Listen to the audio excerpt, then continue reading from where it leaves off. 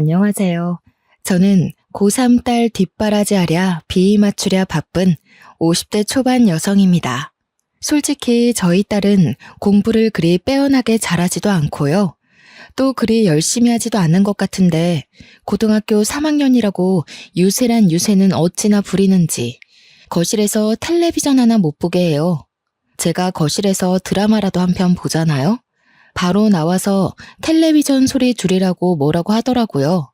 이해해줘야지 뭐 어쩌겠어 라고 생각하다가도 귀가 저리 밝아서야 공부가 되기는 되는 걸까 싶었네요. 지금도 저는 딸이 뭐라고 할까봐 안방에 들어와서 라디오를 듣고 조심스레 사연을 적는 중이에요. 이번에는 또 키보드 소리가 크다고 와서 뭐라고 할까봐 신경 쓰이네요. 그런데 정말 솔직하게 말하자면요. 고등학교 3학년이라고 유세 부리고 성질 부리는 딸이 저는 너무나도 기특하더라고요. 대부분의 제 또래 부부들은 자식들이 성질 부리면 키워준 은혜도 모른다느니 다 크고 부모 섭섭하게 한다더니 그런 식으로 말하고는 하던데요. 우리 가족과 다른 가족들이 조금은 다른 사정을 갖고 있어서 서로의 마음이 다른 것 같더라고요. 저도 언젠가 딸에게서 배은망덕하다는 감정을 느낄 수 있을까요? 아무튼 우리 가족은 이렇게 잘 살고 있어요 하고서 자랑하고 싶은 마음에 이 사연을 쓰게 되었어요. 이 사연을 적으며 벌써 눈물이 날 것 같지만 꾹 참고 열심히 적어볼게요. 저는 위로 오빠가 한 명 있고요. 워낙 가부장적인 가정 속에서 자랐어요. 매 끼니마다 오빠가 남긴 밥과 반찬을 먹는 건 기본. 어린 나이부터 여자라는 이유로 요리면 요리, 설거지면 설거지, 온 집안일을 하며 자라왔네요. 주방에 들어오기라도 하면 큰일이라도 날 듯 굴던 아빠와 오빠가 생각나네요. 아빠와 오빠는 저와 엄마가 밥상을 차리지 않는 한 손 하나 까딱도 안 했죠. 그런 가정 환경에서 자랐던 제가 성인이 되고서 결혼 소식이 따로 없자 엄마부터 시작해서 할머니, 아빠, 오빠 아주 집안이 난리가 나더라고요. 제가 어디 하자 있는 것도 아닌데 왜 결혼을 안 하냐는 소리부터 시작해 맞선을 알아봐 주겠다면서 부모님 친구의 아들을 소개해주려 애쓰더군요. 그 당시엔 결혼을 안 하면 사람을 이상하게 보곤 했기 때문에 그렇게 등 떠밀려 맞선을 봤어요. 부모님 친구의 아들이라는 사람과 맞선을 보고 몇 번을 더 만나니까요. 자연스럽게 결혼 얘기가 오가면서 결혼 분위기가 형성되더니 어영부영 제 의견을 말할 시간도 없이 그 사람과 결혼하게 되더군요. 처음부터 그 사람이 제 마음에 들었던 것은 아니었는데 또 그리 마음에 안 들었던 것도 아니었거든요. 다만 조금 더 알아갈 시간이 있었으면 좋았을 텐데 싶어요. 저의 결혼은 사랑이라는 감정보다는 현실과의 타협으로 이루어진 결혼이라 초반에는 남편과 어색하기도 하고 서먹하기도 했는데요. 정말 다행스럽게도 남편은 알아갈수록 좋은 사람인 듯 싶었어요. 저희 부모님은 정말 한 가부장 하셨거든요. 그런데 남편은 2대 독자여서 그런지 시부모님은 더했지 덜하지는 않더라고요. 저는 결혼하면서 집을 구할 때 시댁에 들어가지도 않고 일부러 시댁과 멀리 떨어진 곳으로 구했는데요. 세상에 시부모님이 우리를 따라서 옆집으로 이사까지 오셨었어요. 교육해야 한다면서요. 어느 정도인지 대충 예상 가시죠? 진득하게 따라온 시부모님은 역시나 한 가지만 하시지 않으셨네요. 제가 만든 반찬 트집 잡기는 물론이고 매일같이 신혼집에 찾아와 참견하시고요. 그리고 결혼하자마자 저에게 아들을 낳으라며 강요하시더라고요. 남편은 그런 시부모님을 보며 제발 그만 좀 하시라고 했지만 이미 손자의 혈안이 된 시부모님에게는 아들의 말도 소용이 없더군요. 저의 첫 아이는 생각보다 이르게 찾아왔는데요. 집안의 모든 기대를 비웃기라도 하듯 딸이었습니다. 첫 손주가 딸이라는 소식을 듣자 시부모님은 저에게 고생했다는 격려는커녕 굉장히 구박하시더라고요. 그런데 그도 잠시 또 낳으면 된다고 생각하셨는지 시어머님은 저를 위로한답시고 말 한마디 적선하듯 베푸셨습니다. 첫째가 딸이라 아쉽지만 나중에 우리 장손 볼 거 생각하면 오히려 더 좋은 거일 수도 있겠지. 첫째가 장손을 많이 챙겨줄 테니까 말이다. 저는 그 말을 듣자마자 제 못 먹던 고기 반찬이 생각나더라고요. 제 딸이 그런 서글픈 경험을 하게 된다고 생각하니 마음이 상해서 대답을 회피했네요. 그래도 시부모님은 우리 딸을 꽤나 예뻐했어요. 딸이라고 구박할 때는 언제고 첫 손주라 감회가 색다르긴 색달랐나 보더라고요. 가끔 인형도 사다 주면 귀여워하시기도 아이의 자그마한 손을 주물럭거리며 어찌 이리 작냐며 고사리 손이라며 웃기도 하셨죠. 그렇다고 아들을 바라는 시부모님의 마음이 사그라들지는 않았어요. 시부모님은 온갖 미신을 다 갖고 오셨는데요. 달 뜨는 밤에 물 떠다 놓고 비는 건 별것도 아니었고요. 무슨 궁합을 보고 오셨는지 합방일마저 주시더라고요.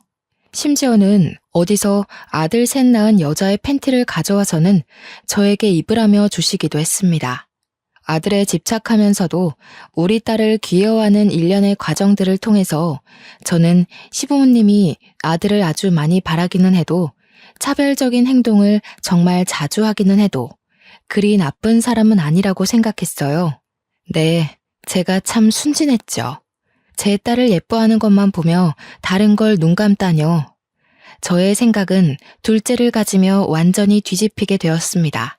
첫째를 낳고 3년 뒤에야 가진 둘째 아이의 성별을 확인하기로 한 날이었어요. 첫째를 데리고 갈까 하다가 시부모님께 잠시 맡기고 남편과 함께 병원에 가서 검진을 받는데 둘째도 공주님이라는 거예요. 저와 남편은 조금 난감했어요. 병원에 가기 전부터 시아버님이 자꾸 꿈에서 빨간 고추가 묶인 금줄을 봤다며 아들이 확실하다며 들뜨셨었거든요.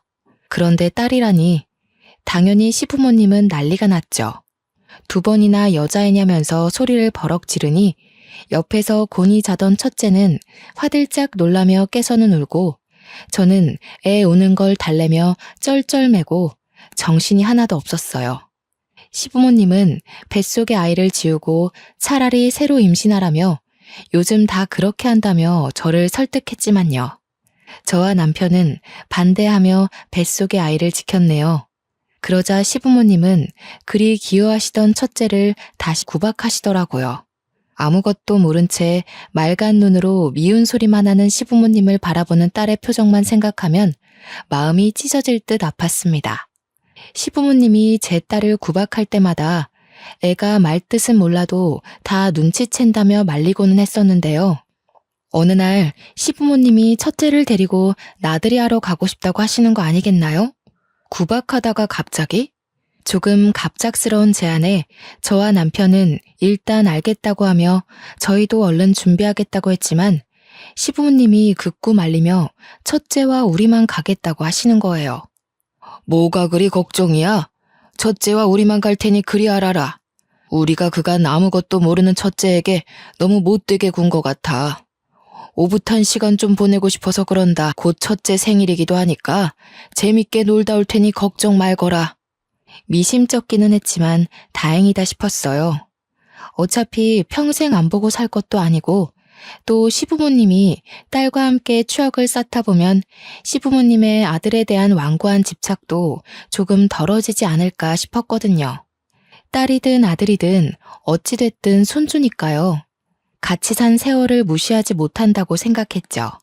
지금 생각하면 왜 그리 안일하게 생각했는지 모르겠네요.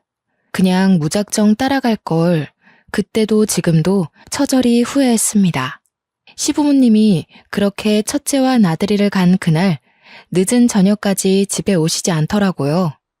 현관문을 나와 밖을 서성이기도 하고 창 너머로 오고 있는지 살펴보기도 했지만 시부모님과 첫째는 아직도 집에 돌아올 기미가 안 보였어요. 재밌게 놀고 있나 보다 싶으면서도 그 어린 걸 데리고 뭐 어떻게 노시길래 이리 늦으시는 거지? 하는 마음이 들었어요. 시부모님은 아주 늦은 밤에 한 치 앞도 안 보일 정도로 깜깜한 밤이 되어서야 집에 도착하셨습니다. 그런데 시부모님 옆에 첫째가 분명히 있어야 하는데 안 보이는 거예요. 저는 당황하며 시부모님께 아이가 어디에 있는지 여쭤보았죠. 그런데 시부모님이 하시는 말이 아주 사람 분통 터지게 하더라고요. 어린 것이 아장아장 걸으려고 하길래 손 붙잡고 걸었더니 어느샌가 보니까 애가 없어졌더라고.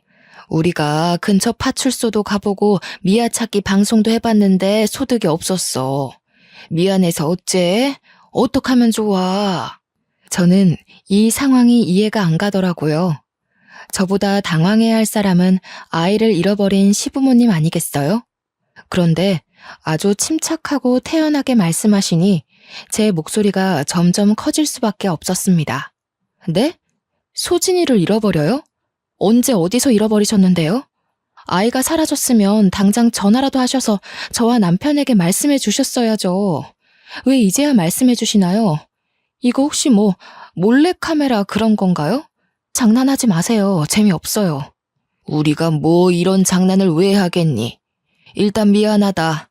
우리도 당황해서 밤이 이리 껌껌해질 때까지 아이를 찾아다녔는데 아이가 나타나질 않았어. 그 어디냐? 공원 근처에서 잃어버린 것 같기도 하고. 늦게 알아채서 정확히 기억이 나질 않아. 믿고 싶지 않아서 장난치시는 거라고 생각했어요. 장난도 아니라니 하늘이 이리 무심할 수가 있나요?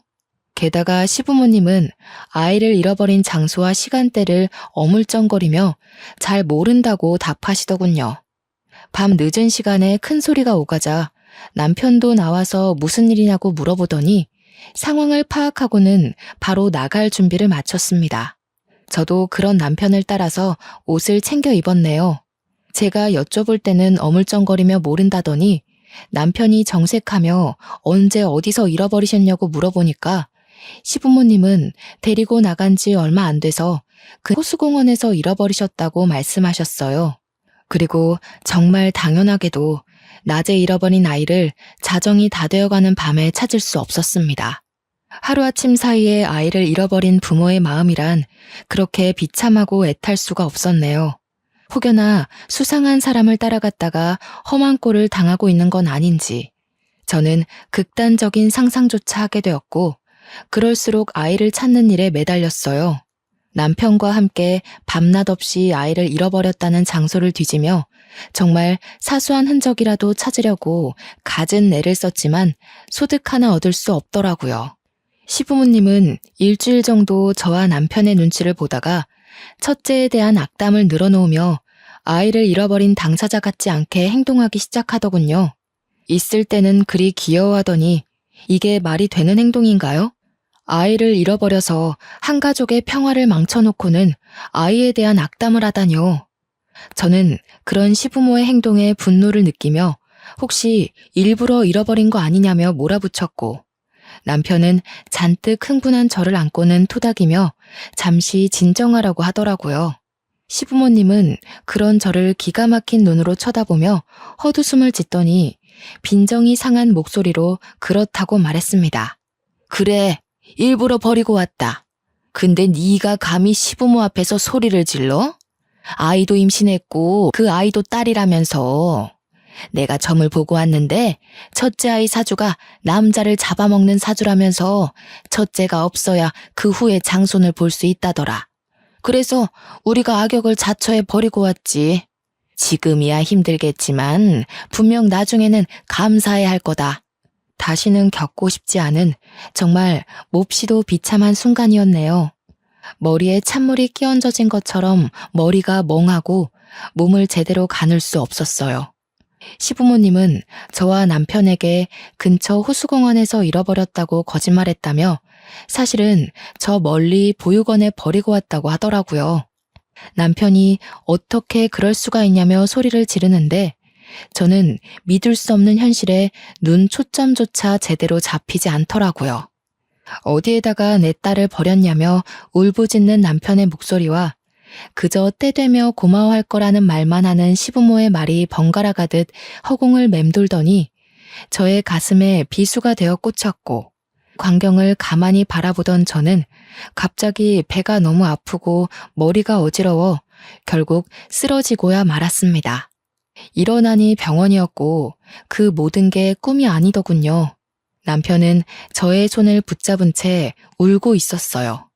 안 좋고 힘든 일은 왜 항상 겹쳐서 오는지. 그때는 하늘이 너무 무정하게 느껴지고 이 모든 상황이 원망스러웠습니다. 남편이 저에게 미안하다며 뱃속에 품은 지 몇 달도 안 된 둘째를 보내줬다면서 우는데요.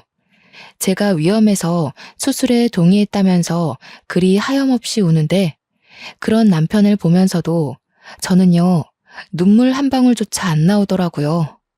두 명의 아이를 이렇게 쉽게 잃을 수가 있나? 현실 같지 않고 악몽을 꾸는 것 같았어요. 저는 몸부터 회복해야 했기에 그때 남편이 참 고생을 많이 했었죠. 첫째를 찾기에는 둘이서도 버거울 텐데 남편은 입원한 저까지 챙겨가며 첫째를 찾아야만 했습니다. 그러니 우리의 모든 노력은 물거품이 되어버렸고 우리는 두 아이를 모두 한순간 잃어버렸다는 걸 인정할 수밖에 없었네요. 시부모님과의 관계는 끝을 모르고 최악으로 향했죠. 여기서 어떻게 더 최악일 수 있을까 싶었는데요. 최악에도 정도가 있는지 그럴 수가 있더라고요. 시부모님은 여전히 정신도 못 차린 채 입난 저를 찾아오기까지 하시며 아들을 낳으라고 말했습니다. 오히려 잘 되지 않았니? 또 딸을 낳으며 시간을 낭비하는 것보다는 바로 한 번에 남자애를 낳는 게 너에게도 좋은 선택지일 거다. 애 낳는 게 얼마나 힘든 일인데. 지금이야 네가 많이 힘들겠지만 그래도 아들 하나 낳고 보면은 모든 게 다 나아질 거야. 누구 때문에 자식을 둘이나 잃었는데 이가 바득바득 갈리더군요. 반성조차 하지 않는 태도에 시부모님이 과연 사람이기는 한 것인지 의심이 갈 정도였네요. 인두껍을 쓴 인간, 아니 그보다도 못한 무언가로 느껴졌죠. 남편은 너무나도 지친 얼굴로 그런 시부모님을 바라보다 한마디 했습니다. 그게 대체 사람이 할 말입니까? 이게 대체 사람이 할 짓이고요. 왜 이렇게 악독하게 변해버리셨나요? 우리 첫째, 사랑하는 우리 딸, 저와 아내 앞에다 다시 데려다 놓지 않으면 저도 부모님에게서 자식을 없애버릴 겁니다. 다시는 제가 죽을 때까지 부모님 안 볼 거라고요. 그러니 제발 돌려놔 주세요. 제발요. 시부모님 두 분 모두 남편이 처절히 무너지는 모습을 보면서도 별다를 게 없는 표정이었어요. 시어머님은 남편이 안쓰럽기는 했는지 남편을 안아주려 했으나 남편은 그런 시어머님의 몸짓을 피하더라고요. 시아버님은 찌타고 혀를 한번 차시더니 말씀하셨네요. 아직도 정신을 못 차린 게야. 정신머리 빠져가지고는 어디서 큰 소리를 내? 지금이야 이 애비를 원망하겠지만 나중에는 분명히 감사해야 할 거다. 더 멀리 미래를 생각해야지. 장손을 낳거라. 그럼 모든 것이 해결돼. 말이 통하지 않는 벽도 이보다는 말이 통할 것 같았네요. 말을 할 수 없는 짐승조차도 이보다는 나을 것 같았고요. 제가 퇴원하고 나서도 시부모님은 저희 집까지 찾아와서 계속 아들을 낳으라며 종용했습니다. 그때까지도 첫째 딸의 소식은 없었어요. 저와 남편이 전단지를 수백 장 뿌려도 파출소에 밥 먹듯 오가며 실종아동이 있는지 물어도 이 좁은 대한민국 땅에서 딸 하나 찾기가 그리 어렵더군요. 바로 옆집에 살았기 때문에 시부모님을 완전히 무시하기가 힘들었지만요. 저와 남편이 충청도로 거주지를 옮기면서 연을 확실하게 끊어냈습니다. 저도 남편도 시부모님을 바라보기가 힘들었거든요. 용서를 빌기는커녕 잘못이 무엇인지 모르시기도 했고 시부모님을 볼 때마다 가슴속에서 천불이 나서 제가 무슨 짓을 저지를지 저조차 알지 못할 정도로 자제력을 잃은 상태였습니다. 네, 시부모님은 그렇게 아들 울부짖더니 정말 하나뿐인 아들을 그 나이에 그렇게 잃고야 말았습니다. 당시에는 정말 뭐 하나라도 깨부시고 올 걸이라고 생각했는데요. 지금 생각해보니 시부모님에겐 아들과 영 끊기는 것이 최고의 복수 아니었나 싶네요. 이사를 가더라도 왜 굳이 충청도로 이사했는지 궁금해하실 수도 있어서요. 간단히 말을 해보자면 충청도를 선택하고 이사한 이유는 딱 하나였어요. 전국 8도를 다 돌아다닐 텐데 충청도가 한반도 위치상 중간에 있기 때문이에요. 시부모님이 보육원의 첫째를 버리셨다고 하니 보육원이란 보육원은 다 찾아서 전화하고 전국을 다 돌아다니기로 했죠. 남편은 다니던 직장마저 관둔 채 그리 시간을 보냈네요. 거주지를 옮겨가며 애타게 찾기를 반년.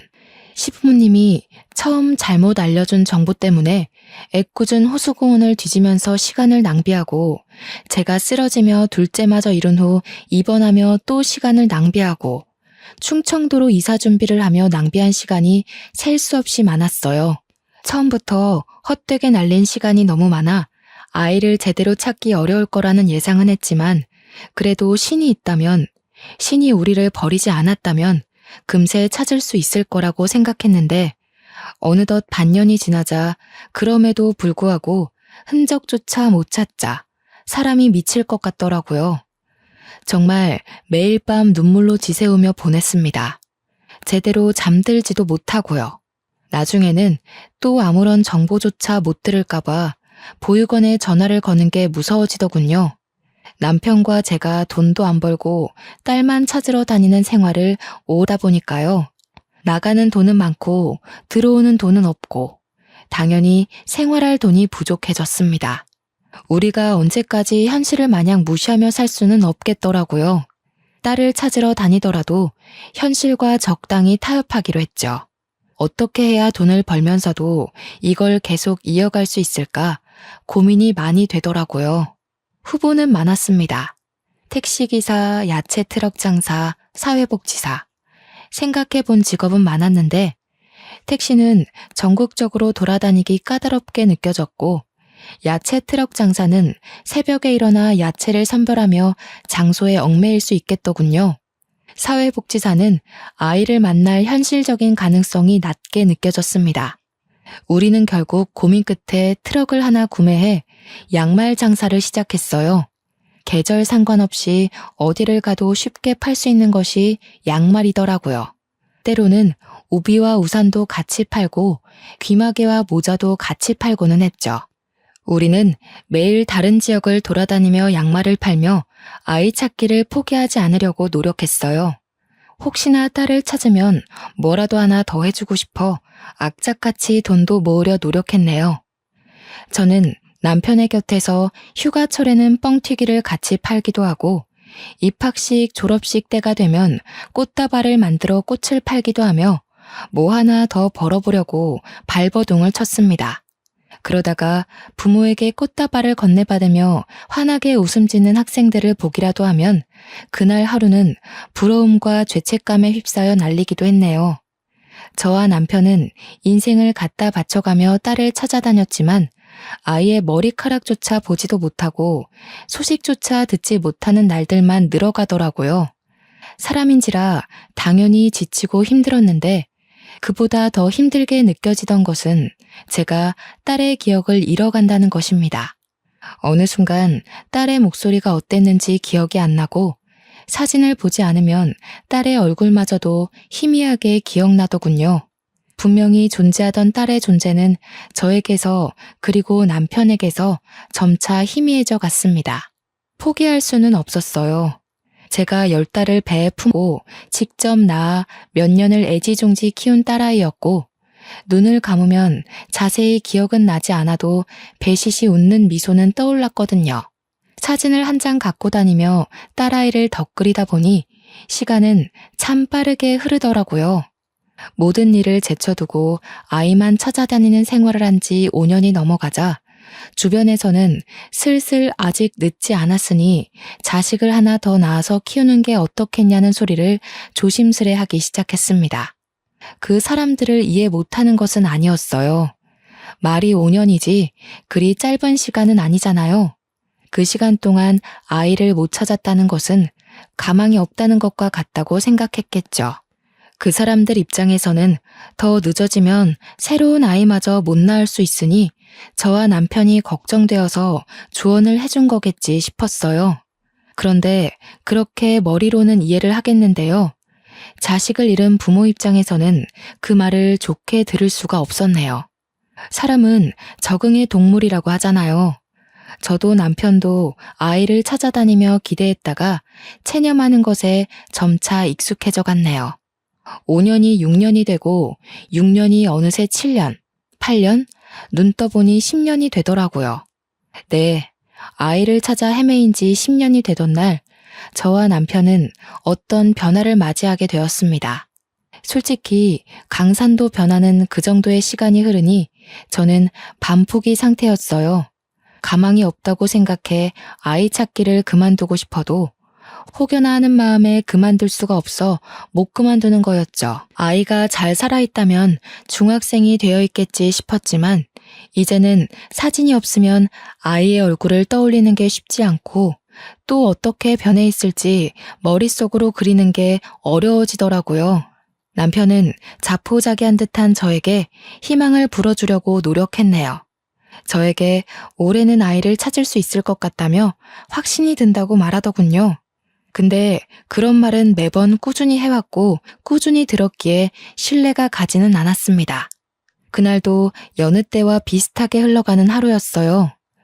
양말을 가득 실은 트럭에 올라타 낯선 도시에 가서 양말을 파는 거요. 양말 여러 켤레를 사고 뻥튀기 한 봉지까지 야무지게 산 어떤 손님 한 분이 문득 무슨 사정이 있냐며 물어보시더라고요. 혹시나 해서 물어보는데 무슨 사정이 있어요? 얼굴이 많이 안 되어 보이시는데. 뭔지는 몰라도 힘내세요. 인생이 뭐 별거 있나요?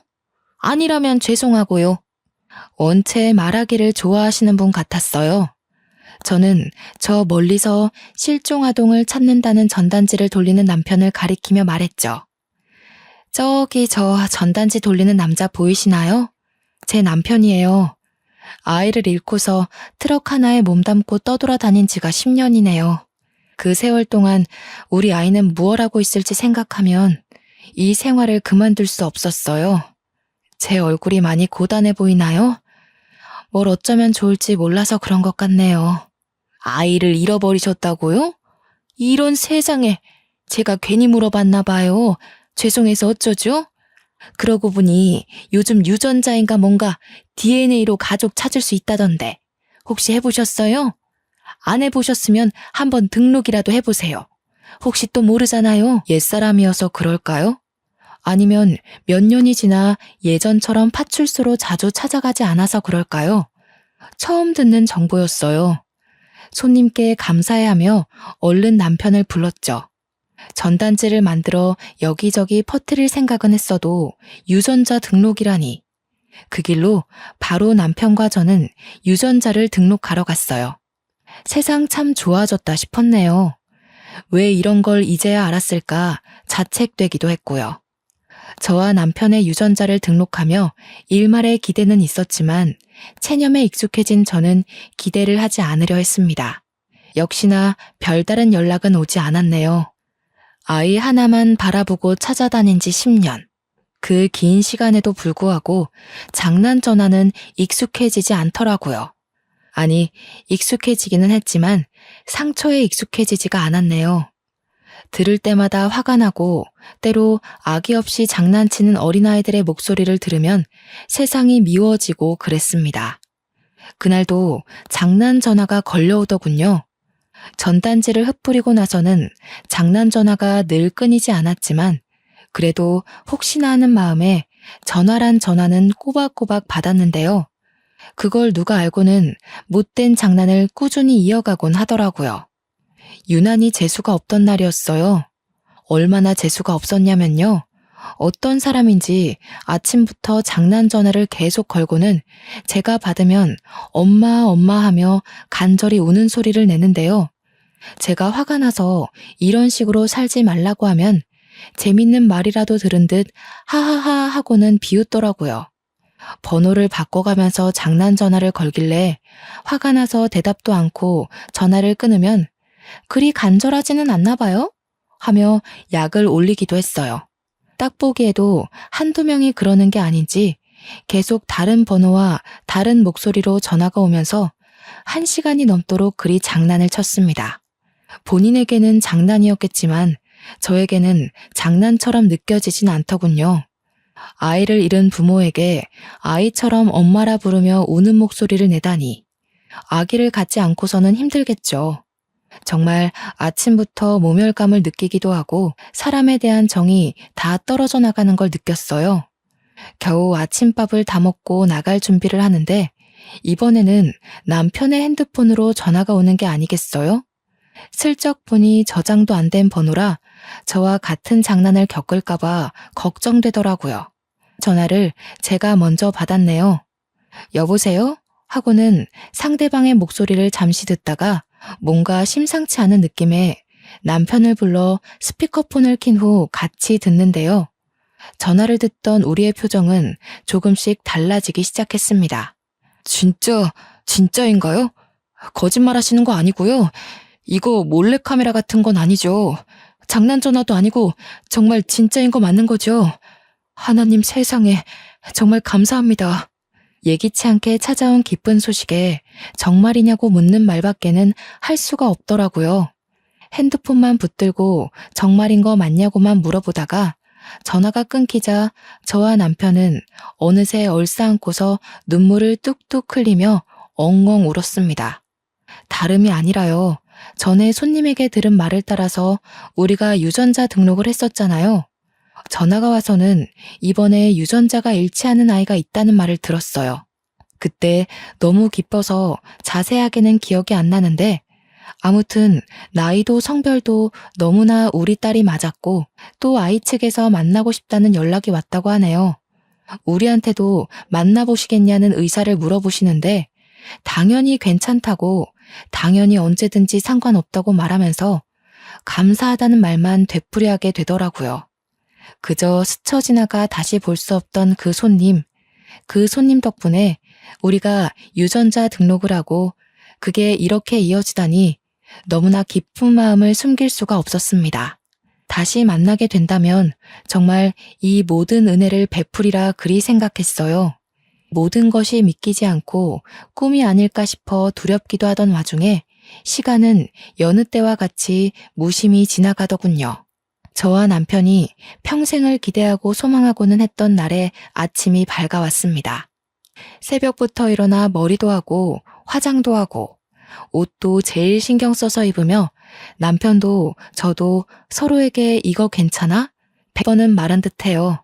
누구를 만나러 간다고 해도 이렇게까지 신경 쓴 적은 없었는데 잃어버린 우리 딸을 만나러 간다니 온몸이 떨리고 우리 딸 마음에 쏙 들고 싶어서 잘 보이고 싶어서 머리부터 발끝까지 신경을 쓰게 되더라고요. 약속 장소에 도착하자 심장이 막 쿵쾅거리고 불안하기도 하고 그냥 벌써부터 눈물이 나올 것 같았습니다. 남편도 긴장이 됐는지 주차를 하면서도 손을 미세하게 떨더라고요. 차문을 열고 나가기 전에 서로 심호흡을 하며 격려해 주었죠. 괜찮을 거야. 우리 딸이 부담스럽지 않게 하자. 우리가 꿈꿔왔던 날이니까 걱정하지 말자. 저와 남편은 서로의 손을 꽉 붙잡고 건물 안으로 조심스레 들어갔어요. 들어가자마자 어떤 중학생쯤 되어 보이는 아이가 앉아있는 게 눈에 박히더군요. 아이와 눈이 마주치자마자 저 아이가 바로 내 아이라는 확신이 들면서 마음이 술렁거렸지만 오랜만에 첫 만남을 저의 눈물로 망치고 싶지는 않았기에 요동치는 제 감정을 억지로 억누르고 눈물을 참으려 노력했습니다. 마주 앉아 딸과 인사를 나눴는데 그 모든 상황이 벅차오르더라고요. 일단 아이의 음료부터 사주고 싶어서 뭐 먹을래? 하고 물어보았습니다. 딸은 코코아가 먹고 싶다고 말했어요. 어렸을 때도 단 거라면 사족을 못 썼는데요. 이리 오랜만에 만났는데도 그 사실은 변하지 않았더군요. 나오길 기다리면서 무슨 말이라도 꺼내야겠다고 생각했었지만요. 너무 오랜만에 보는 다시는 못 볼 수 있겠다 생각했던 딸의 모습을 볼 수 있게 되자 그저 하염없이 바라만 볼 수밖에 없었어요. 단정하게 빗어진 아이의 머리카락, 반듯한 이마와 살짝 처진 속눈썹, 동그란 어깨와 조약돌 같은 아이의 손톱, 어색한 듯 미묘하게 내려간 입꼬리. 귀하다는 게 이런 건가 싶고 행복했어요. 음료를 마시면서 천천히 우리의 이야기를 펼쳤습니다. 딸은 우리가 어떻게 지냈는지, 본인을 찾기는 했는지 물어보더라고요. 깊은 대화를 이어가게 되었네요. 그럼 어떻게 찾지 않을 수가 있겠니? 다니던 직장도 그만두고 충청도로 거주지도 옮겨가며 온 사방을 다 떠돌아다니며 널 찾아 헤맸지. 성과는 없었지만 지금 네 얼굴을 바라볼 수 있으니 그것만으로 만족한단다. 딸은 궁금한 게 많았는지 끊임없이 우리에게 질문하더군요. 그런 딸을 바라보며 저와 남편은 우리가 얼마나 너를 찾아다녔는지, 우리가 어떻게 헤어지게 되었는지 그 모든 것을 사죄하듯 낱낱이 다 말해주었습니다. 얼마나 찾아다니셨어요? 어떻게 우리가 헤어지게 된 거고요? 왜 이제서야 우리가 만나게 된 건가요? 왜 제가 만나자고 하는 걸 수락하셨어요? 널 잃어버린 날부터 단 하루도 빠짐없이 네 생각을 안 한 적이 없었어. 그 후 내 모든 인생을 포기하고 너를 찾아다녔다 해도 과언이 아닐 정도로 그리 찾아다녔어. 자그마치 10년이야. 솔직히 만나지 못할 거라는 생각도 했지만 너를 찾아다니는 걸 포기할 수는 없었어. 죽지 못해 살았단다. 너를 잃어버린 건 우리가 아니라 나의 부모님이었지. 그때 이후로는 연락을 안 해서 지금은 어떻게 살고 있는지 알 수는 없지만 그때 부모님이 우리에게 아주 큰 잘못을 저질렀단다. 그래서 너를 잃어버리게 된 거야.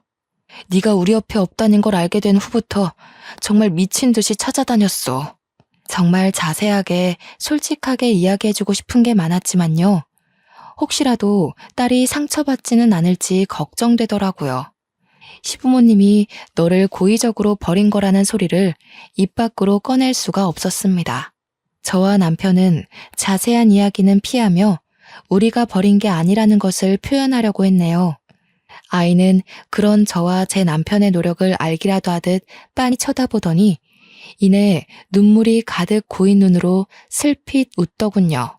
그 어린 것이 어느새 일이 다 컸는지, 왜 이제야 만나게 되었는지, 아이의 어른스러운 표정을 보며 저는 울고 싶었네요. 아이는 울음을 참으려 애쓰면서 본인은 어떻게 살아왔는지에 대해 말하기 시작했습니다. 저에게도 이런 가족이 있다는 게 너무 신기하기도 하고 행복해요. 저는 그저 보육원에 들어가 제가 어릴 때 입양을 가게 되었다고 들었거든요. 솔직히 제가 버림받은 기억이나 보육원에서의 기억은 아예 없어서 얼마 전까지만 해도 제가 입양아인 줄도 몰랐어요. 아이는 보육원에 버려졌고 그대로 그 보육원에서 지내다 입양을 가게 되었다고 하더라고요. 아이는 너무 일찍 입양을 가게 되어서 그 시절에 대한 기억이 하나도 없다고 했어요. 저와 남편에 대한 기억은 있는데 그마저도 형체와 목소리가 흐릿하게만 기억나서 본인을 키워준 양부모와의 기억인 줄 알았다고 해요. 그래서 입양아인 것을 알게 된 후에야 그게 친부모와의 기억이었구나 생각했다고 말했습니다. 본인이 입양아인 사실조차 몰랐다니 그래도 양부모가 잘 대해줬구나 싶었네요. 아이가 너무 힘들게 살아오지는 않아 보여 다행이라고 생각하고 있는데 이어지는 아이의 말에 제 마음은 그저 안타까움과 죄책감에 휩싸였어요.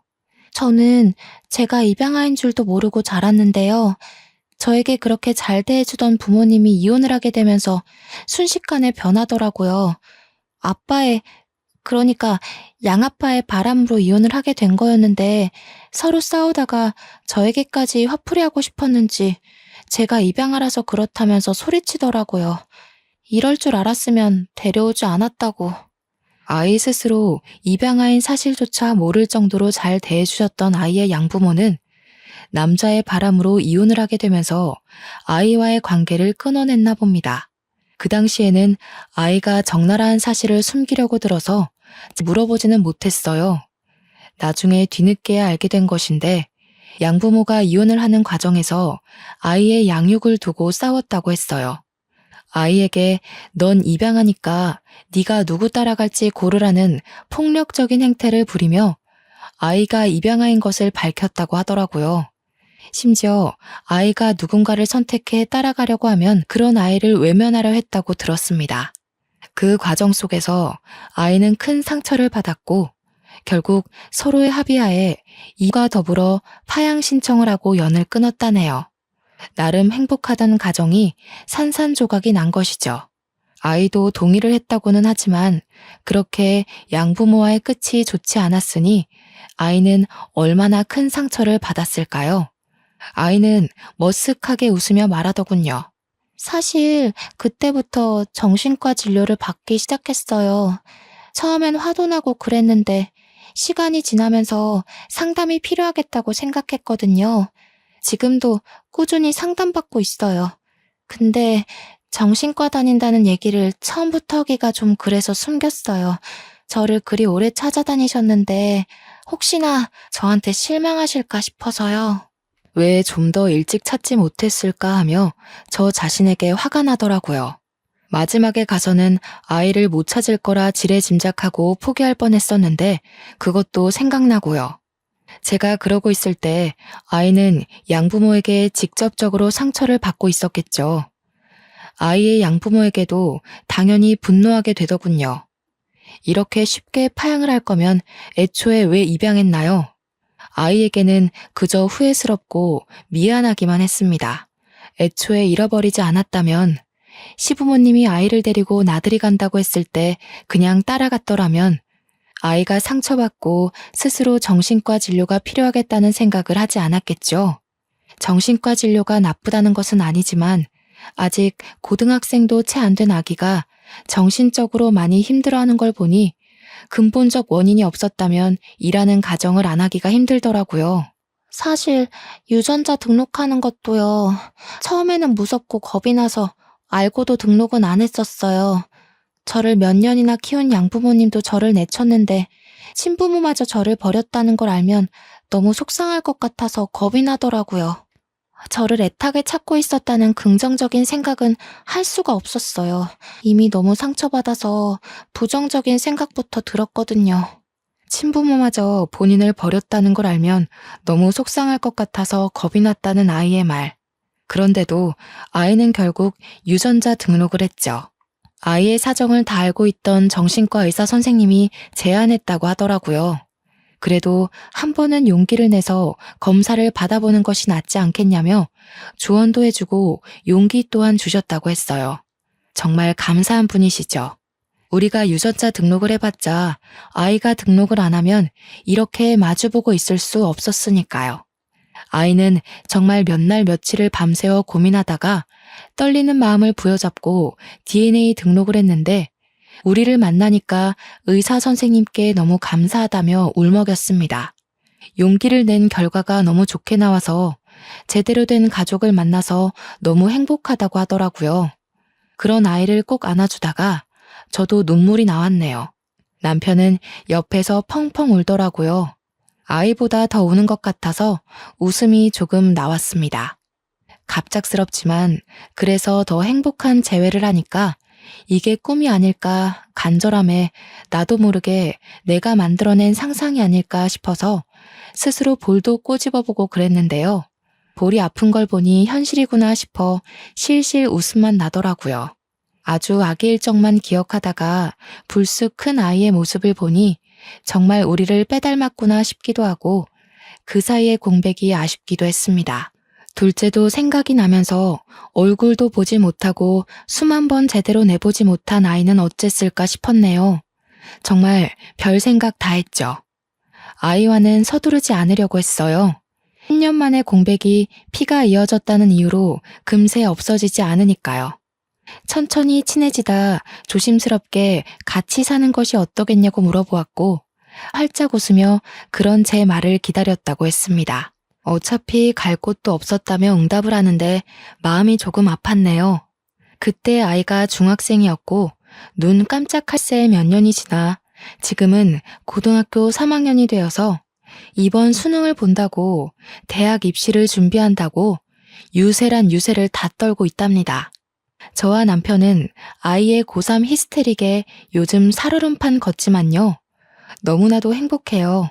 우리가 편하지 않다면, 우리를 믿지 않는다면 딸은 저렇게까지 성질을 부리지 못했을 테니까요. 물론 조금 성질을 줄여줬으면 좋겠다는 마음은 당연히 있죠. 점점 심해지는 것 같기도 해서 딸의 이런 모습을 좀 더 즐긴 후에 조심스레 말해보려고요. 아이를 잃고 다시 찾기까지 참 여러 일이 있었고 많은 시간이 지났네요.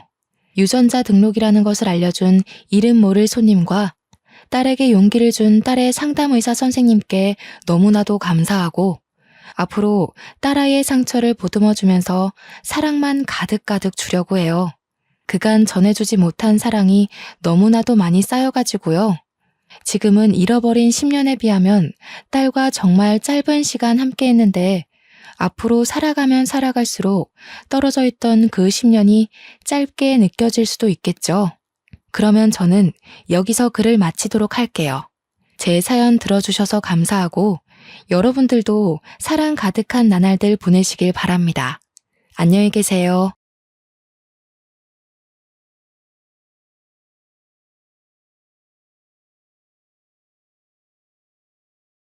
안녕하세요. 저는 30대 여자입니다.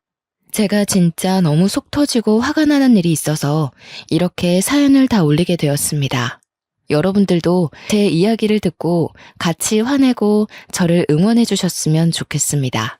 제가 들려드릴 이야기는 몇 년 전에 파도처럼 제게 한꺼번에 일어난 일이에요. 글을 쓰려고 다시 지난 날들을 회상하는데도 손이 떨릴 정도로 화가 치밀어 오릅니다. 그럼 지금부터 제 이야기를 시작해 보겠습니다. 저는 결혼을 해서 동갑내기 남편과 둘이 서울에서 살고 있었습니다.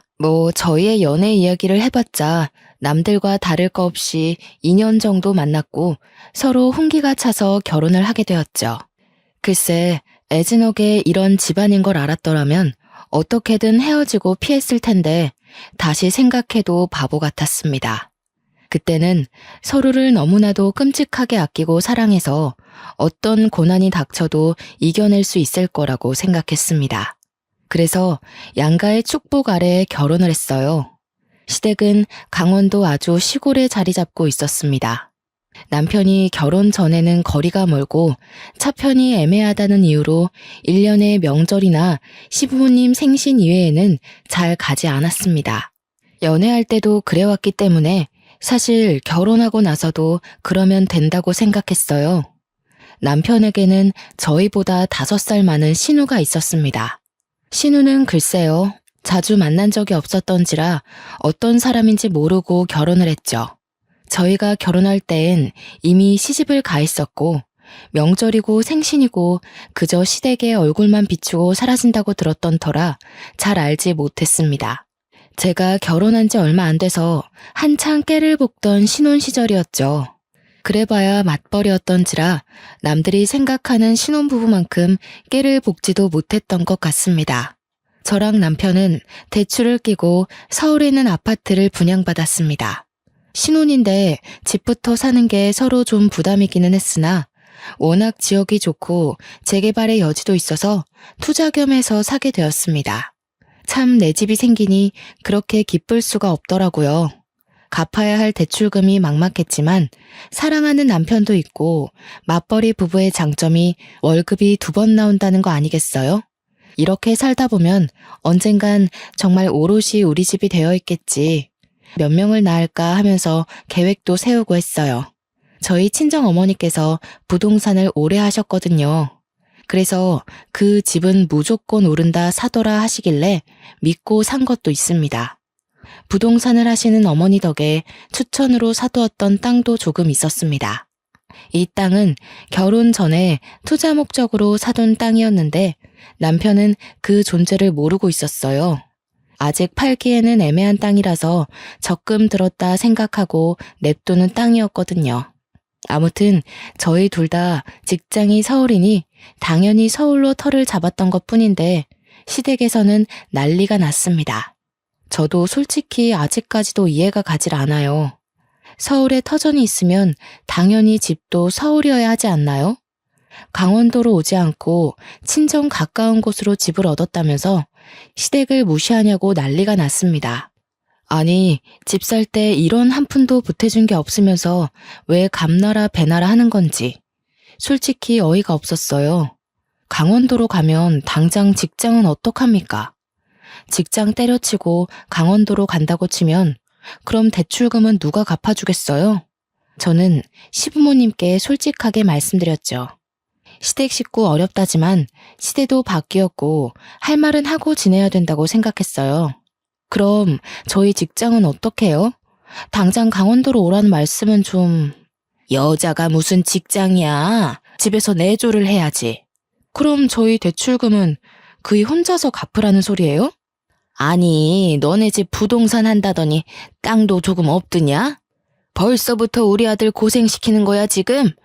꽤나 부자인 척 하길래 집도 턱턱 사주는 줄 알았더니 대출이라니. 알고 보니 남편이 대출받아서 산 집이라는 말도 안 했더라고요. 저는 첫 단추부터 삐걱거리는 느낌을 받았습니다. 하지만 이미 산 걸 어쩌겠어요. 부루마블도 아니고 팔겠습니다 하고 바로 팔 수 있는 것도 아니고요. 시어머니는 계속해서 말도 안 되는 고집을 부렸습니다. 저보고 남편이랑 같이 강원도로 발령받아서 오면 되지 않느냐고 하더라고요. 저는 기가 찼습니다. 발령이라는 게 제가 가고 싶다고 갈 수 있는 것도 아니고 안 된다고 계속 말하는데도 쓰잘데기 없는 고집을 부리면서 저한테 소리 지르는 것도 싫었고요. 저는 남편에게 이 이야기들을 전달하고 어머님께서 저런 식으로 우기면 전화도 안 받겠다고 엄포를 놓았습니다. 그 뒤로 어머니께서는 틈만 나면 제게 전화를 해서 주말에 강원도로 오라고 했습니다. 강원도도 춘천이면 지하철이라도 타고 가죠. 무슨 감자밖에 없을 것 같은 시골에 살면서 매주 주말마다 안 오냐 하시는데 미치는 줄 알았어요. 남편에게도 제가 몇 번이나 물어보았습니다. 아니, 자기, 결혼 전에는 1년에 서너 번만 갔다며? 근데 내가 결혼하고 나니까 또 마음이 바뀌셨나. 아무래도 며느리 자주 보고 싶어서 그런 거겠지. 자기가 워낙 싹싹하게 잘하니까 그런 거 아니겠어? 내가 바보야? 나를 예뻐해 주시는 거랑 부려먹는 거랑 구별도 못하게? 부려먹다니, 우리 엄마 그런 사람 아니야. 정말 인터넷에나 보던 우리 엄마 그런 사람 아니야 소리를 제가 듣고 있더라고요. 저는 남편도 제 편이 아닌가, 정말 말 그대로 남의 편인가 싶었죠. 얘야, 우리 밭에 구황작물 캐야 하니까 주말에 오거라. 저 주말에 특근 있어서 이번 주는 어려울 것 같아요. 그이 말 들어보니까 주말에만 일일 알바하는 청년들이 마을회관 가서 신청하면 온다던데. 그렇게 해보세요. 얘야, 다음 주에는 우리 마을 이장님 생신이라 잔치가 있는데 와서 일손 좀 거들거라. 저희 친척 오빠 결혼식이라서 거기 가봐야 할 것 같아요. 설마 연고도 없는 어머님 댁 마을 이장님 생신 챙겨드리느라 친척 결혼식에 가지 말라는 소리는 아니시죠? 얘야, 이제 여름인데 강원도는 시원하니 주말에 와서 우리 밥도 좀 차려주고 쉬다 가거라. 저도 서울이 너무 더워서 그이랑 주말에 펜션으로 놀러 가려고요. 어머님도 아버님이랑 근교에 여행이라도 다녀오셔요. 저는 아주 눈치가 없는 척하면서 요리조리 잘 피해 다녔습니다. 하지만 그런 레퍼토리도 많지 않아서 매주 주말마다 피해 다닐 순 없겠더라고요. 남편 눈치도 솔직히 좀 보이기도 했고요. 그래서 하루는 큰맘 먹고 남편이랑 그 먼 강원도 산골까지 찾아갔습니다. 제가 오니 마치 벼르고 있었던 사람처럼 온갖 소일거리를 다 들고 오시는데 진짜 기절하는 줄 알았어요. 무슨 시래기를 말리자고 일일이 손질해서 넣어놓으라고 하질 않나. 매운 고추씨를 빼야 된다면서 눈물 콧물 다 쏟다 못해서 매운 기에 피부까지 따갑게 만들기도 했고요. 반나절 놀다가 집으로 가려고 했는데 저한테 몸빼바지 쓱 던지면서 자고 가라고 하시더라고요. 남편은 아버님이랑 산책한다고 나가버리고 하나도 도와주지도 않고, 제가 평일에는 직장 다니면서 힘들게 일하고 주말에는 여기 와서 막노동을 하고 있다는 사실이 참 개탄스러웠습니다.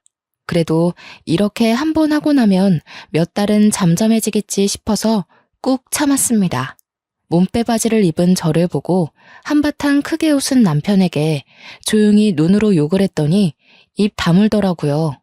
설마 자고 가려는 생각인가 싶었는데 남편도 편한 옷으로 갈아입더니 저녁은 언제 먹냐고. 진짜 저 주둥이를 꼬매버리고 싶다는 생각만 가득했습니다. 그래도 일이 이렇게 된 거 성심성의껏 밥상이나 차려보자 싶어서 시골 된장 구수하게 된장찌개 끓이고 각종 나물들로 무침도 하고 선물로 사간 고기도 양껏 구웠습니다. 남편과 아버님은 맛있다고 엄지척 올리시면서 식사 잘하는데 어머님만 깨작깨작 하시더라고요. 어머님, 입맛에 안 맞으세요? 아니, 된장을 얼마나 풀어넣은 거냐? 찌개는 도무지 짜서 못 먹겠고 나물들은 손맛 하나 없이 싱겁고 고기는 이렇게 설렁설렁 구워서 핏물 다 나오는데 역해서 이걸 우째 먹어? 이 고기는 진짜 비싸고 좋은 고기라서 살짝만 익혀 먹는 거예요. 된장찌개는 밥 비벼 먹기 딱 좋은데 나물은 제가 손맛이 좀 부족하긴 한가 봐요. 우리 아들이 매번 이렇게 맛없는 밥상을 끼니랍시고 먹었을 거 생각하니 내 속이 다 분하다. 그러길래 네가 강원도에 집을 얻었으면 내가 요리도 가르쳐주고 살림도 가르쳐주고 했을 거 아니니? 저는 그 말이 정말 기분 나빴습니다. 표정이 순식간에 굳자 남편이 숟가락을 놓고 시어머니께 애교를 떨더라고요. 아니야, 우리 여보가 나한테 얼마나 맛있게 밥 해주는데. 나는 아주 간이 딱 좋은데. 물론 나물이야 우리 엄마가 해준 게 더 맛있지. 안 되겠다. 내가 한 달에 2-3번씩 반찬해서 가져다 주고 너희 집 가서 자고 올까? 내가 차려준 밥이 훨씬 맛있지. 역시 세월의 손맛은 따라가기 힘들지. 아가, 내가 이제 가서 반찬도 해주고 살림도 좀 살펴주고 하마. 저는 정말 세상에서 가장 듣고 싶지 않은 소리였죠. 말이 좋아 반찬 들고 오신다는 거지 제 살림 하나하나 뜯어보겠다는 소리 아니겠어요? 저는 싫다고 거절도 못하고 아주 어색하게 웃으면서 대답했습니다. 어머니, 그래도 저희끼리 스스로 해야 나중에도 서로 맞추기 편할 것 같아요. 제가 알아서 노력해서 잘 해볼게요. 너무 걱정 마시고 어머님은 아버님이랑 즐겁게 주말 보내셔요. 완곡한 거절이었지만 시어머니는 포기하지 않은 듯 궁시렁거렸습니다. 남편도 이때다 싶어서 주말에 우리 데이트도 해야 되고 하면서 어물쩍 넘겼죠. 참 눈치 없는 남편이었지만 이때만큼은 칭찬해주고 싶었습니다. 그렇게 어영부영 주말이 지나가고 서울로 다시 돌아와 저는 남편에게 앞으로 시댁 안 간다고 자꾸 이런 식이면 명절에도 안 가겠다고 해버렸어요. 저희 친정 부모님은 사위 어색하고 불편할까 전화도 잘 안 하시는 분들인데 먼저 찾아가 본 적도 전화 드린 적도 없으면서 저만 일방적으로 효도해야 되는 게 어이가 없잖아요. 남편도 제가 성질내면 무섭다는 걸 알아서인지 더 이상 요구하지 않더라고요. 그렇게 어머님의 오라고 말하는 전화도 무시하고 일만 열심히 하며 살다가 명절 시즌이 다가왔습니다. 허리에 붙일 파스까지 단단하게 챙기고 강원도로 내려갔어요. 반나절 허리도 못 펴고 제사상에 올릴 반찬에 전에 과일 깎고 방앗간까지 다 다녀오고 나니 밤이더라고요. 제사상 차려서 절하는데 집으로 누가 쾅쾅거리면서 들어오는 거 아니겠어요? 저는 조상님이 살아 돌아오신 줄 알고 까무러칠 뻔했습니다. 근데 그건 시누이였어요. 뭐야, 제사 지내는 중이었어? 배고팠는데 잘 됐다. 절 다 했으면 나 이거 먹어도 되지? 멍 때리고 있는 가족들을 보면서 인사도 없이 먹겠다 하고는 제사상에 올린 음식들을 손으로 막 집어먹더라고요. 정신을 차린 시어머니께서 신우의 등짝을 한 대 때리셨죠. 하지만 신우는 왜 때리느냐고 콱 쏘아붙이더니 계속해서 제사상에 있는 음식들을 퍼먹었어요. 어느 정도 배가 불렀다며 배를 팡팡 때리면서 나왔어 하고 그제서야 인사를 하더라고요. 처음 봤을 때보다 살도 더 찐 건지 목이 사라지고 없더라고요. 더 시댁에 가지 않고 왜 친정에 먼저 왔니? 윤서방은? 윤서방 그 자식 말도 꺼내지 마. 내가 진짜 더럽고 치사해서는. 아니, 왜 윤서방이랑 싸웠어? 싸우긴 뭘 싸워. 이혼했어. 뭐라고? 아버지 귀 먹었어요. 이혼했어, 이혼. 도장 꽝 찍어서 내가 이제 명절에 갈 시댁이 없어요. 그러니까 친정 왔지. 나 짐도 다 싸들고 왔어. 아직 내 방 있지? 신우는 자기가 원래 쓰던 방으로 들어가더니 그 안에 있던 잡동사니들을 다 거실로 끌고 나왔어요.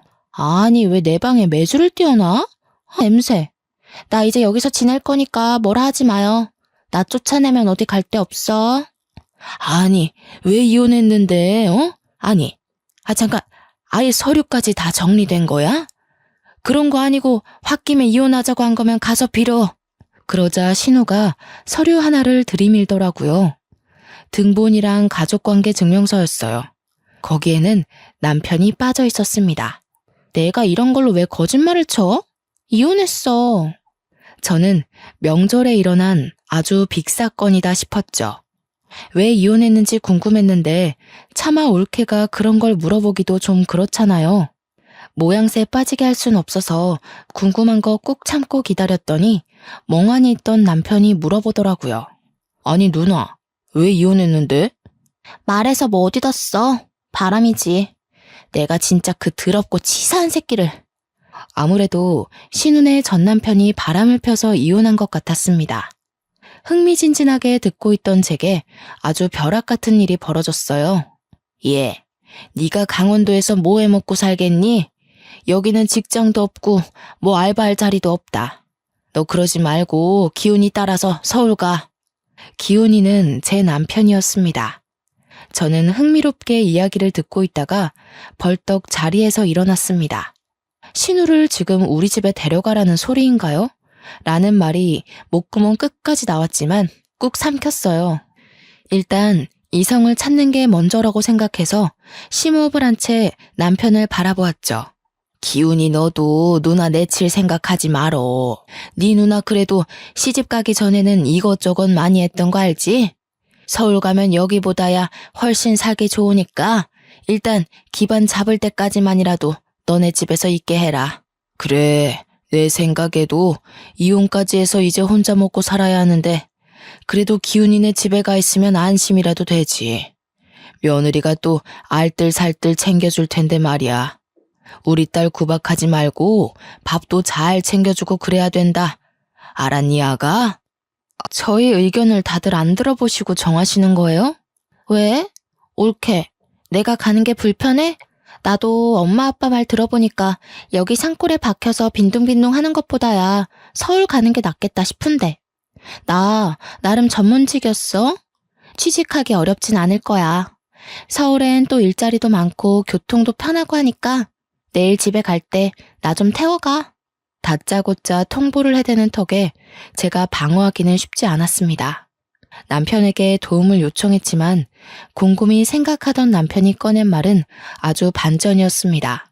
그래, 우리 방 하나 남으니까 거기에 일단 지내는 걸로 하자. 누나가 돈 좀 모으면 그때 원룸을 어떤지 해서 나가는 걸로 하면 되겠네. 오케이, 콜. 결국 다음날 날이 밝자마자 서울로 가자면서 차에 냅다 짐을 실어버리는데 제 이성은 가출해버렸습니다.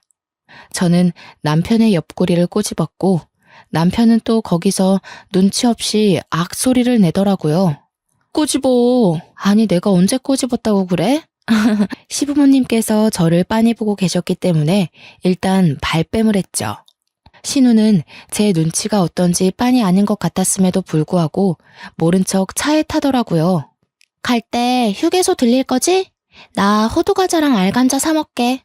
저희는 그렇게 휴게소까지 알차게 들러서 서울에 왔습니다. 냅다 방 하나를 차지하더니 잘 테니까 밥 차리면 부르라고 하더라고요. 저는 제가 무슨 몸종이라도 된 줄 알았습니다. 우라통이 터지는 거 뭐 어쩌겠습니까? 머리채 잡고 싸울 것도 아니고 그것도 시댁 식구인데 내쫓을 수도 없어서 참았어요. 그래도 6개월 안에는 나가겠지 싶어서 지옥 같은 생활 조금만 버티자는 마음으로 참았죠. 명절이 끝나고 저도 직장인이니까 출근을 해야 하잖아요. 아침에 간단하게 토스트 해 먹고 출근해서 열심히 일하고 퇴근하고 집에 왔는데 집안이 개판인 겁니다. 진짜 빨래가 수두룩하게 쌓여있고 점심 먹은 설거지도 하나도 안 해놨더라고요. 남편이랑 구워 먹으려고 사다 놨던 소고기도 야무지게 먹었는지 빈 꽉만 쓰레기통에 담겨 있는데 너무 화가 났습니다. 언니, 아무리 그래도 드신 건 정리를 하셨어야죠.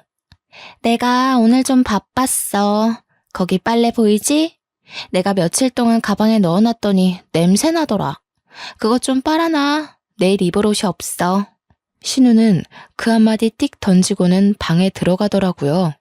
저는 빨래통 앞에서 한참을 서성이다가 신우 방문을 벌컥 열었습니다. 글쎄, 제가 회사 일을 다 마치지 못하고 집에 오면 사용하는 업무용 노트북으로 고스톱을 치고 있지 않겠어요? 어머, 그게 제 노트북이에요. 일할 때 쓰는. 그냥 방에 굴러다니던데. 내가 좀 쓸게. 내가 컴퓨터를 못 챙겨왔어. 거기에 업무 자료도 있어서 안 돼요. 이리 주세요. 자료? 아, 무슨 폴더에 서류 이렇게 써있던 거? 내가 게임 깔아야 되는데 용량이 없어서 그거 지워버렸는데. 저는 정신이 가출해버렸습니다. 그 안에는 연간 계획이며 재무제표도 들어있었고 회사 업무와 관련된 중요한 서류들도 백업되어 있었거든요. 저는 신우가 지워버렸다는 말에 놀라서 신우를 밀치고 노트북을 살폈어요. 정말 깨끗하게 지웠더라고요. 저는 일할 때 쓰는 중요한 자료인데 그걸 지우면 어떡하냐고 소리를 질렀어요. 저한테 물어보지도 않고 그걸 그냥 지우고 쓰시면 어떡해요. 그것도 고작 고스톱 치느라 지금 제 업무 손실이 어떤지 아세요? 나 기훈이한테 물어봤는데. 그냥 쓰라길래 쓴 거야. 저는 남편에게 전화를 걸었습니다. 남편이 퇴근 중이라며 조금만 기다리라고 하더라고요. 집에 들어서자마자 남편에게 슬리퍼를 집어던졌어요. 너 지금 내 동생한테 뭐 하는 짓이야? 당신이 내 노트북 써도 된다고 했어? 누나가 인터넷으로 뭐 좀 할 거 있다고 해서 쓰라고 했지. 왜 오자마자 슬리퍼를 던지고 그래? 무슨 일 있어? 고스톱 게임 하시느라 내 업무 서류를 다 포맷해버렸어. 이거 어떡할 거야? 내 자료들 다 어디서 복구하냐고. 옳게. 웃긴다. 그거 회사 가면 다 있는 거 아니야? 그리고 그렇게 중요한 걸 개인 노트북에다가 저장해두면 안 되지. 옳게 횡령하고 그러는 거 아니지? 저는 그걸 말이라고 하는지 슬리퍼를 던졌다고 화가 난 남편은 신우 말에 동의하면서 저에게 그렇게 중요한 자료면 미리 USB에 넣어놔야 하는 거 아니냐고 했어요. 솔직히 틀린 말은 아니지만 어차피 저 혼자 쓰는 노트북이고 업무 이외에는 쓰지 않아서 안일하게 생각했었죠. 그 사건은 해결되지 않은 채 제가 회사에서 업무를 2배 더 보는 걸로 마무리가 됐습니다. 하지만 신우짓은 여기서 멈추지 않았습니다. 욕실 개수구에 자기 머리카락이 잔뜩인데 그거 하나 제대로 치우지도 않았고요. 설거지는 당연하고 밥 한 번 차려놓은 적이 없었습니다. 맞벌이 부부인 우리가 퇴근하고 오면 오늘은 뭘 먹을 거냐고 배고프다고 빨리 밥을 하라고 시키더라고요. 자기는 집에서 놀고 먹고 하면서 생활비 한 푼 안 보태는데 밥까지 차리라고 하니까 정말 시어머니를 모시는 것 같았습니다. 그뿐만이 아니었습니다.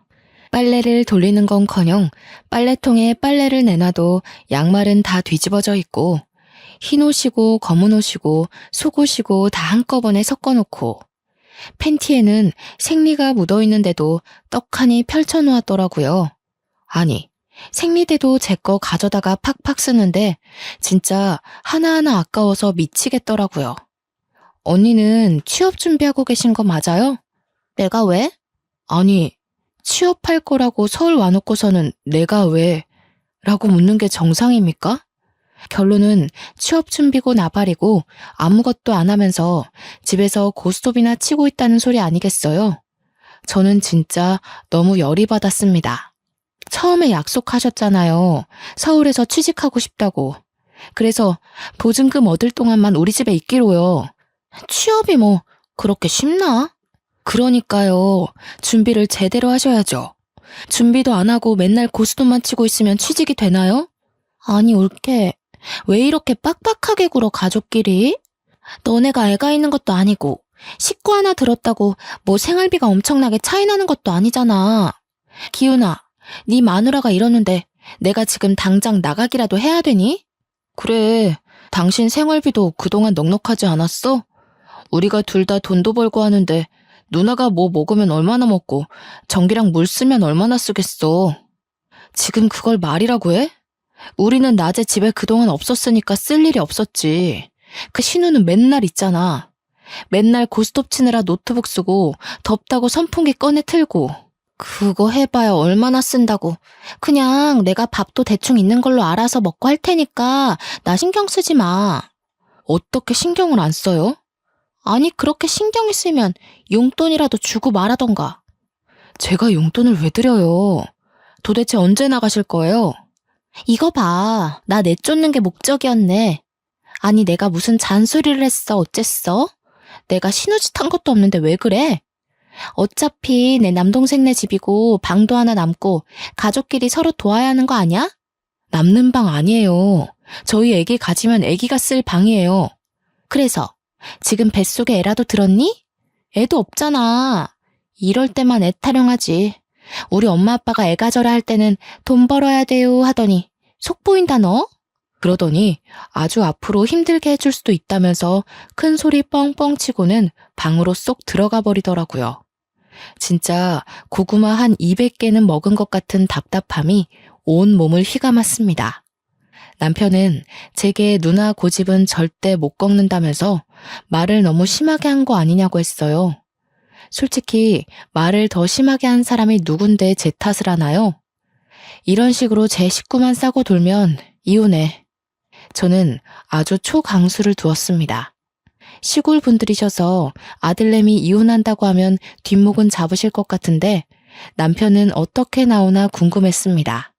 솔직히 저런 신우랑 계속 같이 살아야 한다고 하면 이혼밖에 답이 없긴 했고요. 남편은 콧방귀를 뀌면서 마음대로 하던가 하더라고요. 솔직히 그냥 해본 말인 줄 아는 거겠죠. 무서울 게 없었습니다. 그래서 신우방을 열고 잠깐 나와서 다시 이야기하자고 했어요. 신우는 고스톱 치는데 방해를 한다면서 투덜거리고 다시 나왔어요. 하셨어요? 이제는 그런 걸로 코투리 잡으려고? 내 탓 아냐? 남편이 어린 여자랑 바람이 났고 나한테 들켰고 그래서 이혼했어. 그럼 위자료 받으셨을 거 아니에요? 상간녀 소송도 당연히 하셨을 거고요. 그러자 신우가 갑자기 꿀먹은 벙어리가 됐어요. 위자료까지는 생각 못했는지 남편이 신우를 채근하더라고요. 그래. 받았어. 3천 받았다, 3천. 그 돈 다 어쩌시고 돈 없어서 여기서 지내겠다고 하시는 거예요? 3천만 원이면 월세 보증금 하고도 남아요. 아니, 나는 뭐 돈 쓸 데가 없겠어? 누나, 솔직하게 말해. 돈 다 어디다가 썼어? 어디 빚이라도 있었어? 아니면 뭐 명품 중독이야? 아니야, 고스톱 하느라 썼어. 저거 돈 충전해서 치는 거란 말이야. 그래서 따면 진짜 현금으로 바꿔줘.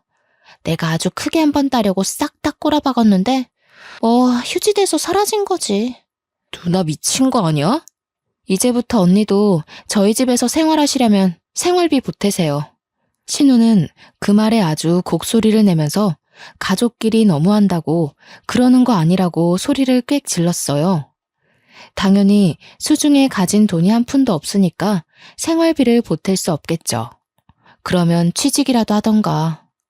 한심하게 위자료 받은 거는 전부 도박에 날리고 이러는 꼴이라니. 제가 한심해 죽겠다는 표정으로 신우에게 쏘아대니 신우도 열이 받았는지 두고 보라고 했지? 하면서 시어머니에게 전화를 걸었습니다. 제 눈앞에서 울면서 서러워서 못 살겠다는 둥 며느리가 이래도 되냐고 시댁 무서운 줄 모른다고 하소연을 하더니 시어머니께서 당장 가겠다고 하시더라고요. 저는 이 시간에 어떻게 오겠냐고 자러 갈 준비를 했어요. 저는 내일도 출근을 해야 했으니까요. 새벽 1시에 소란스러워 문을 열었더니 시어머니께서 진짜 오셨더라고요. 저와 남편은 자다 깨서 깜짝 놀랐고 씩씩거리는 시어머니가 저를 확 밀치셨어요. 저는 중심을 잃고 뒤로 크게 넘어졌습니다. 신우는 안 자고 있었는지 거실에 나와 낄낄거리고 있더라고요. 저는 수치심과 더불어 억울한 마음에 시어머니께 뭐 하는 짓이냐고 소리를 질렀습니다. 시댁 무서운 줄도 모르고 이것이 우리 기정이한테 무슨 짓이야? 뭐? 생활비를 보태라고 해? 너네 서울에서 직장 생활한다고 강원도도 안 내려오면서 무슨 우리의 돈까지 받아쳐먹으려고? 저는 무슨 죄가 있어서 신우를 모시고 살아야 돼요? 설거지도 안 해, 빨래도 안 해. 자기가 씻고 난 머리카락 정리 한 번을 안 하는데 저는 무슨 몸종이에요? 뒤치다꺼리만 해주게. 생활비 내라는 게 왜요? 놀고 먹으니까 못 내는 거지. 취업 준비도 안 하고 위자료로 받은 3천만 원도 고스톱에 꼬라박는 사람인데요. 어머님이 데려가세요. 제가 사실만 말하자 시어머니는 할 말이 없는지 갑자기 주저앉아서 엉엉 우시기 시작했어요.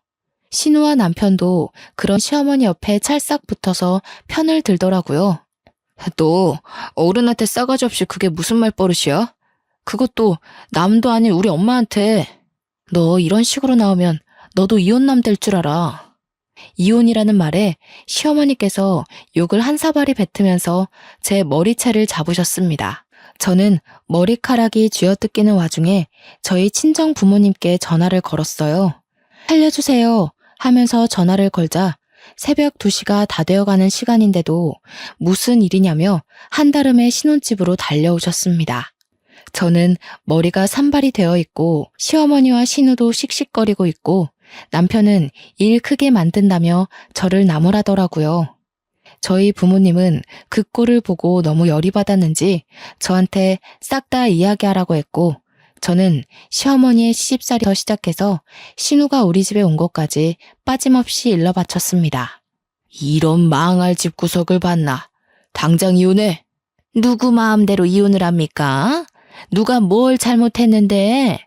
지금 우리의 머리털 다 뜯어놓고도 그런 소리가 나옵니까?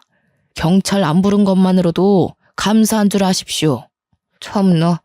그럼 이혼하더라도 할 건 확실하게 하자. 너 그 땅값 많이 올랐더라? 그것도 반반하는 거지? 땅? 무슨 땅? 내가 깜빡 속았지 뭐야. 얼마 전에 일이 있어서 등기부등본 떼보니까 제 명의로 땅이 있더라고, 하남에. 알짜배기라서 값도 엄청 올랐던데 그것도 반으로 나눠. 아니, 그건 우리 딸 시집 오기 전부터 가지고 있었던 건데 왜 나눠? 재산이 있는 거 숨기고 대출받아서 집 샀잖아요. 그 땅만 팔았어도 대출금 안 갚아도 되는 건데 속인 게 맞으니 내놔야죠. 그거 팔아서 내 피부 관리샵 내면 되겠네.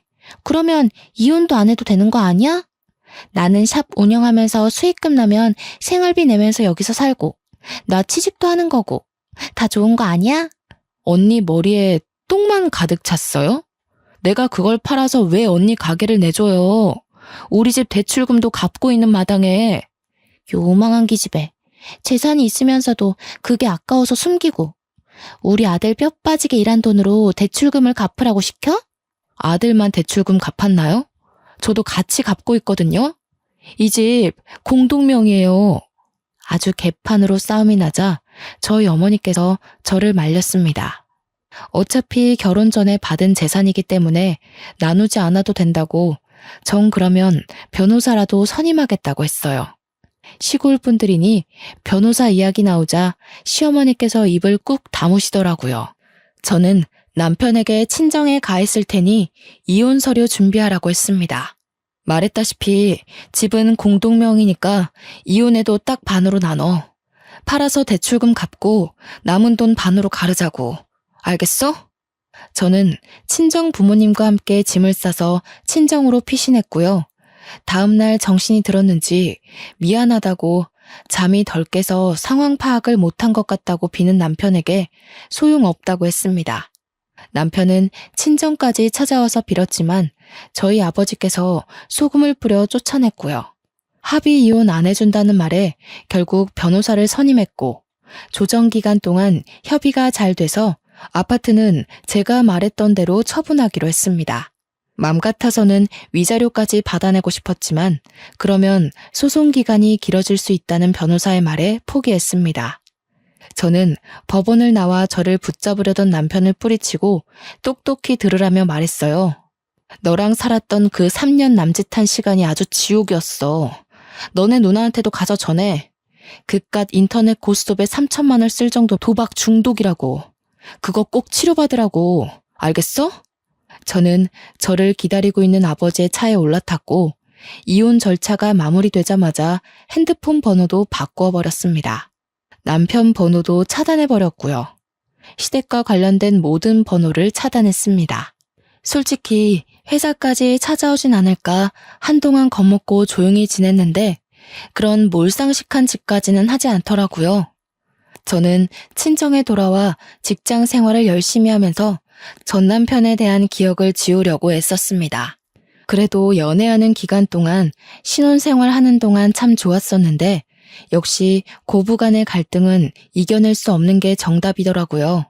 아예 소식을 끊고 지내다가 우연히 제가 지역 맘카페 공고에 참여를 하게 되어서 오랜만에 카페 글들을 보고 있었습니다. 근데 그곳에서 아주 낯이 익은 이름을 발견했습니다. 바로 신우의 이름 권기정이었어요. 권기정 피부관리샵을 고발합니다. 라는 글이 있어서 홀린 듯이 들어가 보니 정말 신우가 피부관리샵을 냈었더라고요.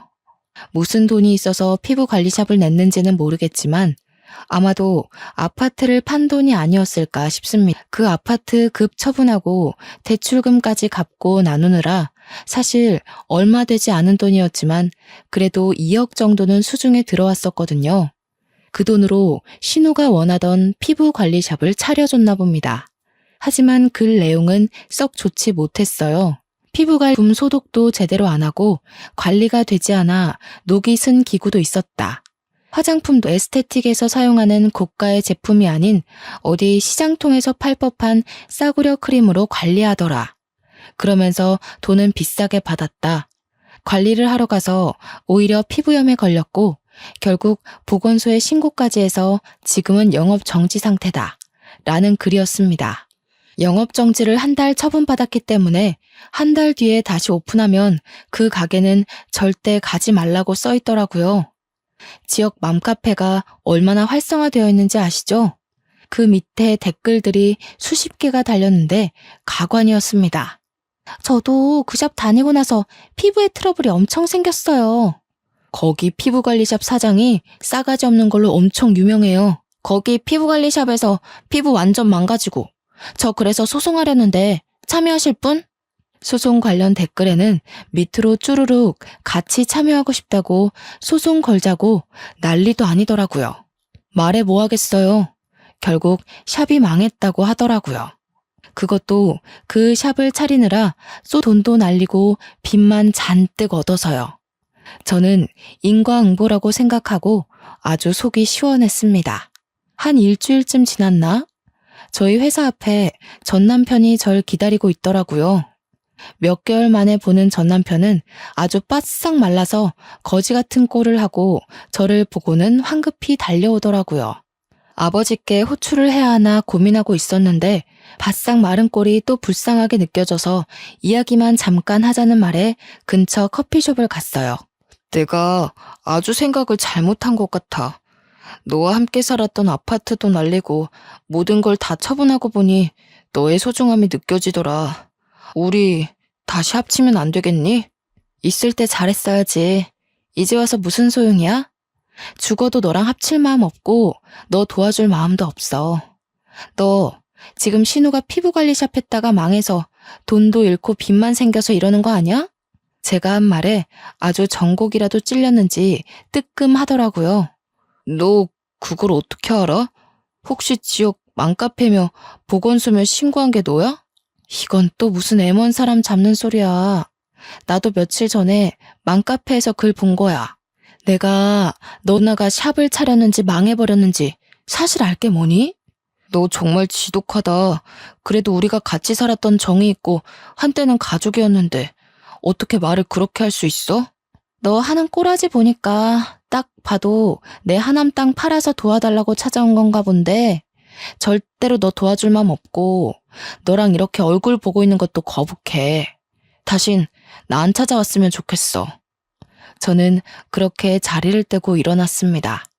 하지만 이 스토커 같은 가족들은 맘카페에서 제 핸드폰 번호를 찾았는지 저한테 연락을 계속 하더라고요. 내가 서울 산다고 욕심 안 낼 테니까 내 동생이랑 다시 재결합해. 다시는 도달라고 안 할 테니까 이번 한 번만 도와주렴. 너네 아파트 팔았던 돈 그거 가지고 있지? 우리 좀 빌려다오. 저는 2번 다신 연락하지 말라고 엄포를 놓고는 연락을 받지 않았습니다. 그러다가 또 전 남편이 저에게 연락을 했더라고요. 화가 나서 답장을 하려고 문자 메시지를 열었는데 전 시아버지의 부고 문자였습니다.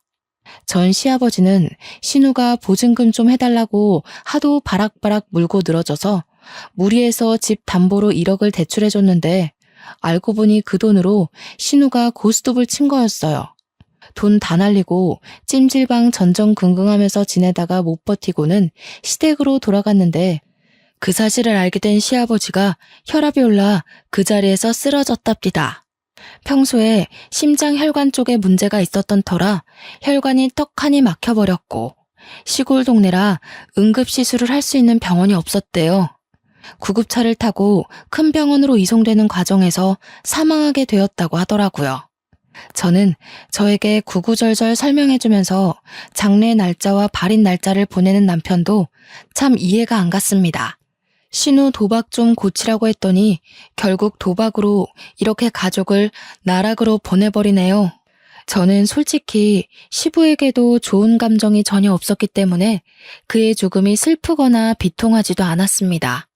구구절절 사연을 보낸 것도 결국 부조금 많이 내라, 돈 좀 달라 이런 뜻 아니겠습니까?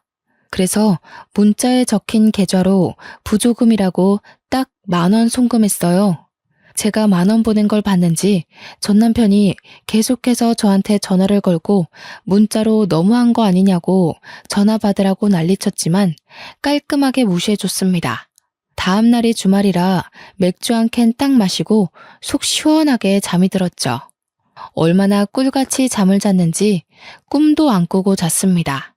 솔직히 시부가 저주하러 꿈에 나타날까봐 무서웠거든요.